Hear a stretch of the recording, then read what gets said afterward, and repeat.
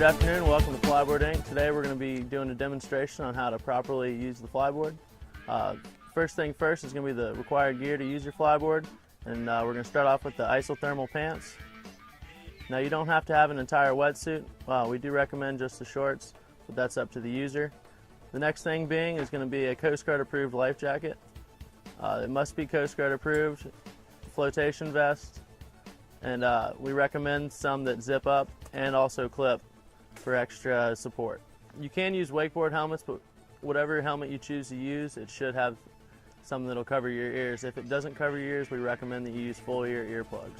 First thing you want to do getting into the flyboard is place your left foot on the center of the board, and you're going to follow that, putting your right foot into the right binding.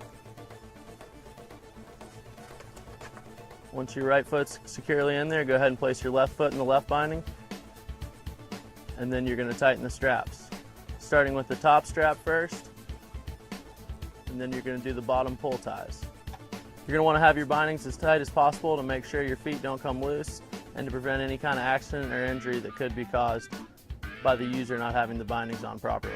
Once you have the bindings nice and tight, you're going to secure the loops onto the top of the binding and the holes provided for you. Okay, the next thing you're going to want to do is go ahead and get into the arms. You can start out with your left arm, and we recommend that you leave the Velcro half strapped like you see. That way you can slide your arms in with ease, and then you're just going to tighten up the straps over your arms. You want these nice and tight as they don't move for when you're going through the water. You can go ahead and put it on the right arm and pull all the straps so they're nice and snug. You don't want to have the arms too tight to where you lose any kind of feeling in your wrist or hands, but you do want them snug enough to where they're not going to move around much. Once you have your feet properly in the bindings and your arms are in, you got your isothermal pants on, your life jacket, and your helmet, you're ready to flyboard. Okay, this is the platform we've built here. Whether you choose to build your own platform or launch off a beach or off a dock, we do recommend you are sitting down in the water before you launch. It's essential that your platform be thick enough that it covers from the bottom of your flyboard to at least the middle of your gyro. This will prevent the gyro from snagging on your platform, which could cause serious injury or drowning.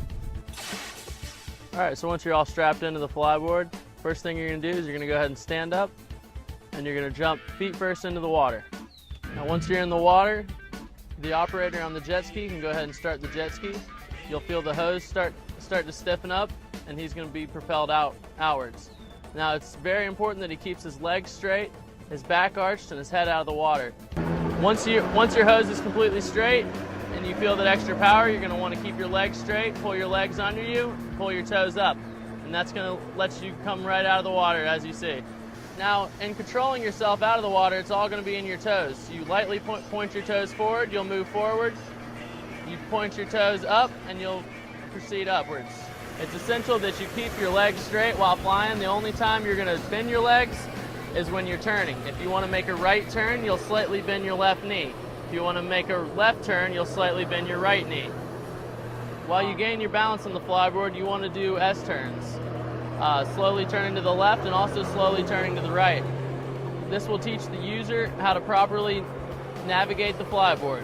The next maneuver we'll go over is going to be the 360. The 360 is very important because it can help you get out of potential crashes, and it'll also teach you how to properly do tricks without damaging your equipment.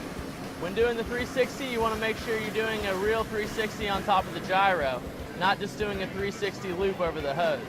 Another thing you're going to want to learn is how to do a 180 and ride backwards. Learning how to ride backwards will keep you out of many potential falls, and they'll also help you learn how to do more advanced tricks.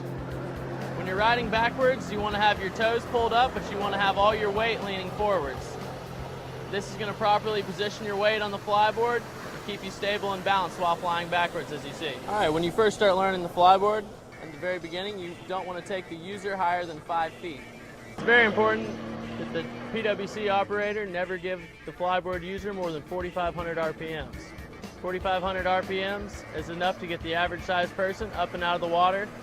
It's very important you keep them at about 5 feet off the water until they're comfortable and they've gained their balance. Once they fully gain their balance, they're comfortable, then you can begin to take the rider to new heights. It's important when the flyboard user falls into the water that they do not panic and they understand their head could be underwater for up to 2 seconds. The board floats, the life jacket floats, and also the helmet floats. but you could still be underwater for up to 2 seconds. When attached to the flyboard, you never want to try to swim or struggle. You want to lay flat and let the PWC, flyboard, and flotation devices do their work. All right, it's very important that the PWC operator understand the proper times when to lower or drop the flyboard user. If the flyboard user comes within 15 feet, it is important for the PWC driver to drop the flyboard user as you just saw.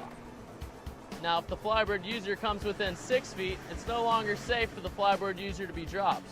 At this point, the PWC driver should slowly lower the flyboard user. It's very important that the operator of the jet ski cut the flyboard user if they enter the water and are underwater for more than 2 seconds. If the flyboard user is underwater for longer than 2 seconds and the jet ski has already been cut off, it is very important that the jet ski operator dive in the water and follow the hose straight down to the flyboard user to make sure everything is okay and they're not stuck on anything on the bottom.